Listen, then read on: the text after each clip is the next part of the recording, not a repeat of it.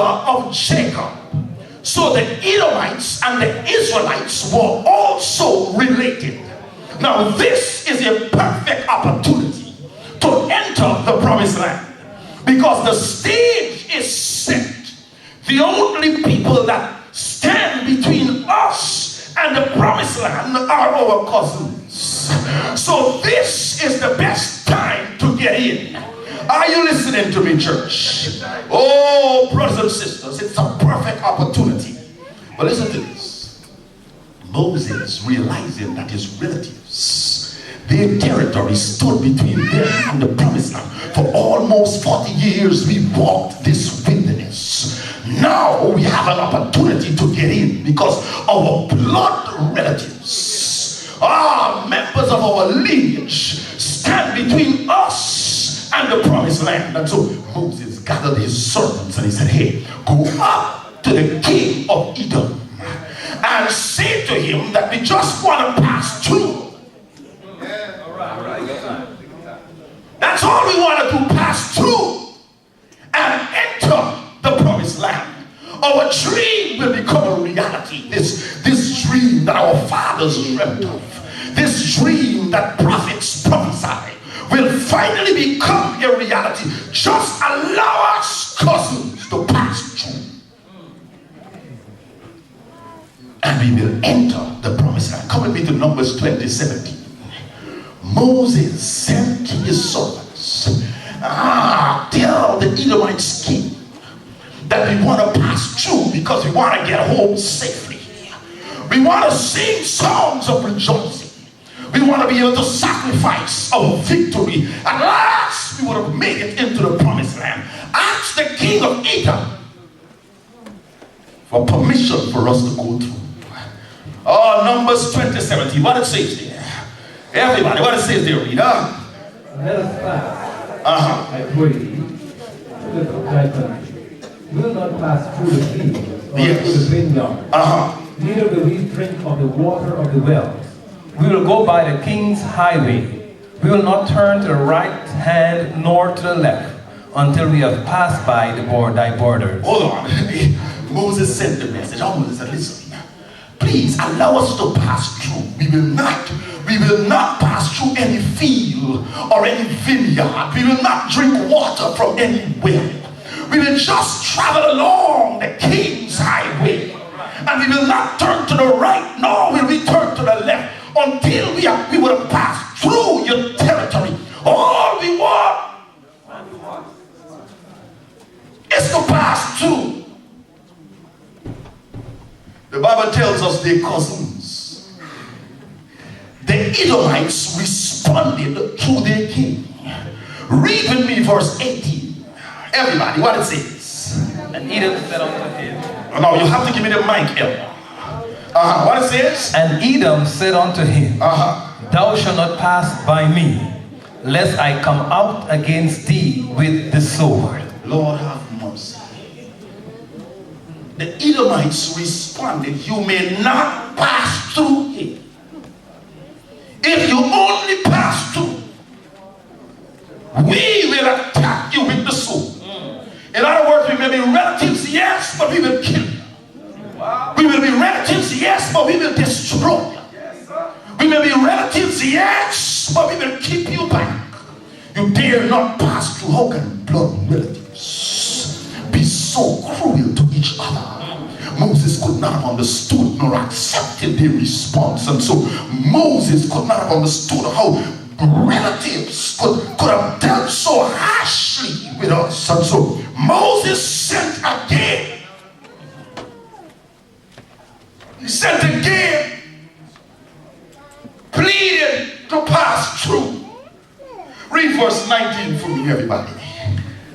And the children of Israel said unto him, We will go by the highway, and if I and my cattle drink of thy water, then I will pay for it.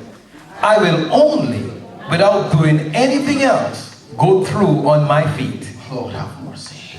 Now, brothers and sisters, you would understand that the Edomites king was unflinching, unmovable, and he stood by his word. We will not allow you to pass through. In verse 20. But brothers and sisters, watch this. Scripture tells us that the Edomites went out with their swords to confront the Israelites. This forced the Israelites to change course.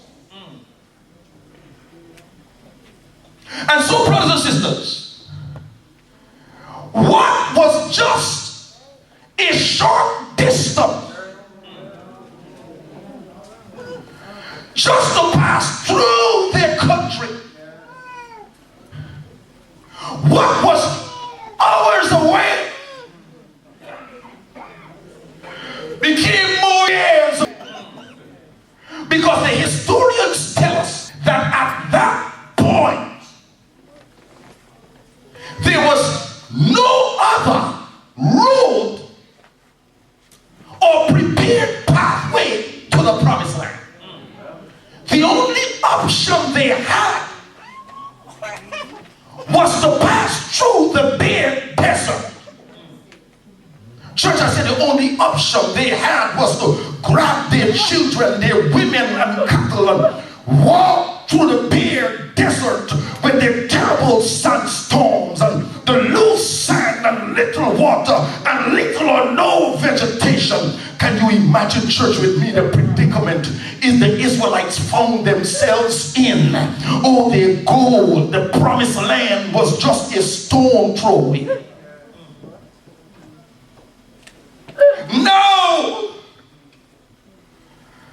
No, their arrival is delayed, and it is delayed by their own relatives.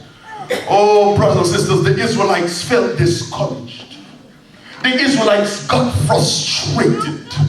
Oh, they became so angry that they took it out on God. Oh, I have to say that again. They became so angry that they took it out on God. How could you be angry with the God who kept you safe in your mother's womb and brought you into this world safely? How can you be angry with the God who kept your parents and many of you under the slave masters with? How can you be angry with the God who parted the Red Sea before your very eyes and set you free from Pharaoh's army? How can you be angry with the God who, when you were thirsty, filled your jars with sweet water and your pots with food? How can you be so angry with a God who kept you safe from your enemies, the beasts of the field and the fowls of the air? How can you become angry with such a God?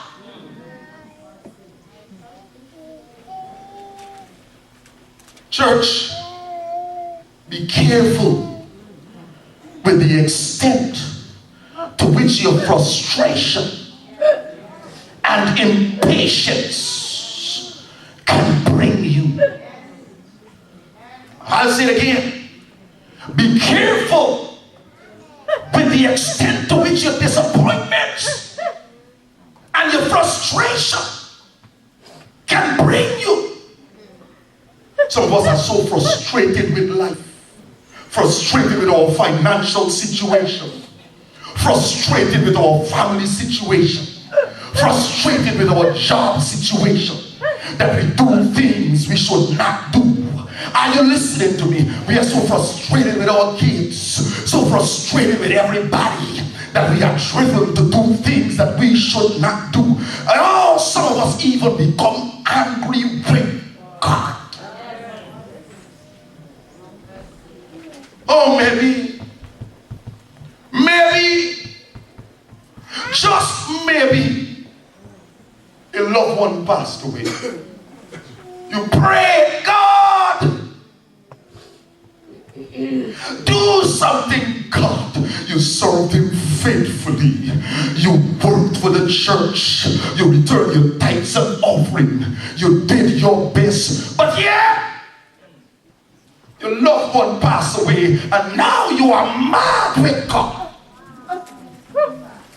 Maybe you trained your child in the way of the Lord. Oh, you worked day and night to ensure that your child had food on the table, attended the best schools, went to church, but now your child has taken a wayward road.